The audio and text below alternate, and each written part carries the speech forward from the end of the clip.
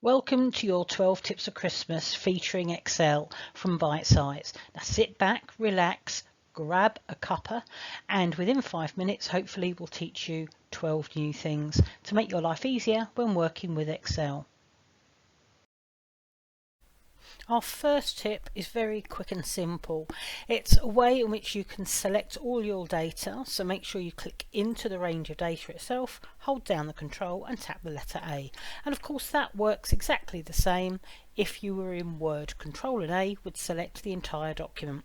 Our second tip here is to show you how you can move up and down through the sheets. So you can see I've got 12 sheets here, and if I do control page down, it takes me down the sheets, control page up brings me back up again. A quick way to add up rows and columns. So here I want to add up Charlie, Ernie and Ruby, as well as January, February and March. So I select the range of data including the blanks and then simply Alt and equals, and all the totals go in for me. Couldn't be easier. Our fourth tip is to show you how you can work on a block of sheets all at the same time. So I've got 12 sheets here that are essentially the same, and I've realized I've put all the text in green and really it needs to be in red, and I don't want to work on the sheets one by one because I'll have to do that 12 times. So if I simply hold down the shift, having selected the first sheet, now click on the last one, you can see they've all got pushed in. If you look at the top of my screen, you'll see that I'm working on a group, and now if I make my change, it's going to make the change. If I click back onto another sheet, I'm back to single mode, and that change has been made on all of them. If I want to work on random sheets, then I simply hold down the control key and I could then alter just those 4 sheets. Nice way to quickly alter lots of text in one go. So converting a range of data to a table, click into it, Control and T. It recognises the range of data, click on OK, and now you'll see that you get a new design ribbon tab under table tools, and you can then change this to be different colours. If you were to insert new rows or new columns, the banding gets honoured. If you look up here, you've got a total row option that you can choose, and with the drop down you could pick up an average, or you could change it to a count, or you could change it to a minimum figure. Really nice way to work with your data, converting it from a range to a table.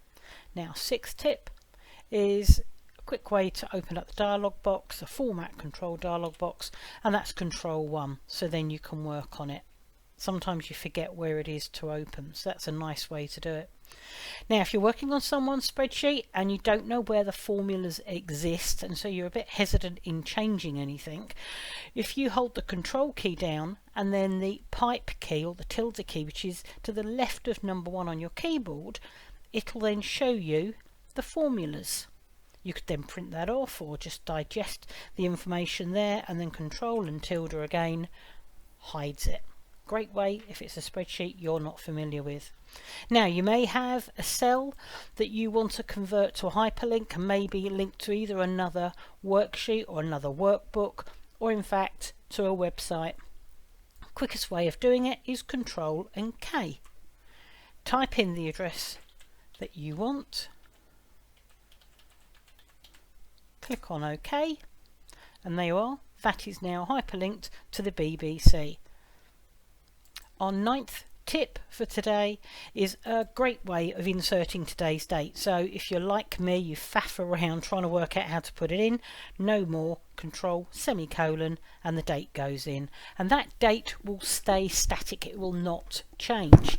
Now, maybe you're working someone's age out and you want the date or the age to change, so you need a date that's going to change every day. So equals today, open and close bracket.